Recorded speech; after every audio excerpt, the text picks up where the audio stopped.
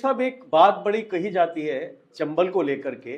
वैसे तो चंबल, जहां तक लोगों को पता चलता है चंबल के बारे में, तो ऐसा ही मालूम पड़ता है कि डाकुओं से एक भरा हुआ चंबल रहा है और पुलन देवी भी वहां से आती हैं इसी तरीके से। लेकिन मैं ये जानना चाहता हूँ और हमारे दर्शक भी ये जानना चाहते हैं कि चंबल का एक्चुअल इतिहास क्या है।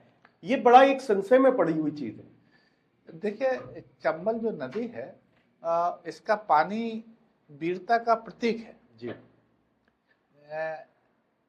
पुराणों में भी इसका बड़ा इतिहास ही है, पौराणिक कथाओं में भी इसको दे दिया गया।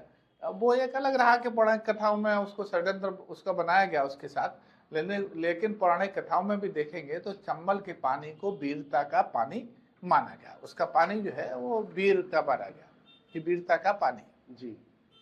तो वहाँ के लोग जो है वो वातावरण ऐसा रहा कि चारों तरफ से चंबल की बड़ी बड़ी घाटियां, साधन कुछ उपलब्ध हुए नहीं, लोगों का जीवन यापन जो है अलग तरीके का रहा।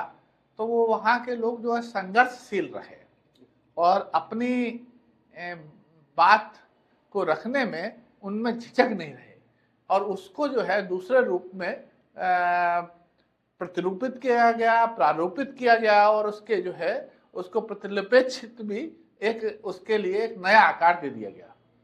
जैसे कि एक और बात जानने को आती है कि चंबल का जो खुद का अपना जो दायरा है, अभी जैसे थोड़ा सा हमें भी मालूम पड़ा 1500 किलोमीटर तक चंबल फैली हुई है और कई राज्यों को वो पानी देती है। और चंबल को लेकर के राज्य सरकारों ने भी इस पे कुछ काम किया है आपसे, मतलब जैसे अभी आप तो यात्रा करने जा रहे हैं तो शायद वहां ऐसा कुछ नहीं हुआ है, लेकिन फिर भी आप इस पे कुछ अपना सा दृष्टिकोण थोड़ा सा। देखिए, चंबल 3 राज्यों को प्रभावित करती है, मध्य प्रदेश, राजस्थान और उत्तर प्रदेश। राजस्थान की तो जीवनदायिनी नदी है, राजस्थान को जीवन देने वाली, अगर राजस्थान में सबसे कोई बड़ी नदी है राजस्थान की तो वो चंबल है। चंबल राजस्थान का जीवनदायिनी नदी है और चंबल पर 3 बांध बनाए गए। और चंबल के लिए मैं एक और विशेष बात बता दूं कि चंबल जो है वो अपने स्रोतों से बहती है, अपने स्रोतों से बहती है। जिस प्रकार से चंबल के का उद्गम जो है परशुराम की जन्मस्थली से हुआ, तो जो उसके साथ जिसका पानी वीरता का प्रतीक इसलिए है कि जैसे लोग कहते हैं कि बाहुबली, तो चंबल जो है वो अपने बहाव से, अपनी बहाव के दम पर, अपने स्रोतों से चंबल जो है बह रही है और वो 3 राज्यों को पानी के माध्यम से, जल के माध्यम से, संस्कृति के माध्यम से और वहाँ की वनस्पतियों के माध्यम से लोगों को इस देश में जो है वो एक साथ साथ एक बड़ा टूरिज्म भी देती है चंबल। लेकिन अभी वहां प्रेजेंट में ऐसा टूरिज्म नहीं है शायद, मुझे जहां तक लगता है। देखिए, टूरिज्म नहीं है, वहां सरकार बहुत कुछ कर सकती है, सरकार की दृष्टि नहीं गई। उत्तर प्रदेश सरकार, मध्य प्रदेश सरकार, राजस्थान सरकार, तीनों सरकारें डबल इंजन सरकार है, गौ पर बड़ा काम कर रही है, गौशालाएं जगह जगह बना।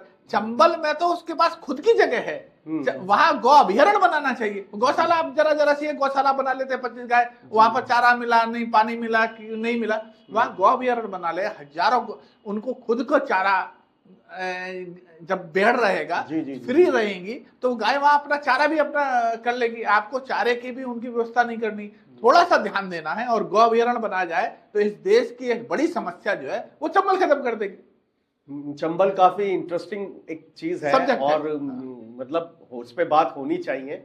और जैसे कि आप आज हमारे स्टूडियो में आए, बड़ा अच्छा लगा कि आपसे इस पे चर्चा हुई और भी बहुत कुछ आपसे चंबल के विषय में जानेंगे, लेकिन नेक्स्ट फिर आपसे मुलाकात करेंगे। जब तक के लिए आप सभी को धन्यवाद। बहुत आपके सभी दर्शकों का मेरे दिल की गहराई से हार्दिक अभिनंदन करता हूँ। धन्यवाद।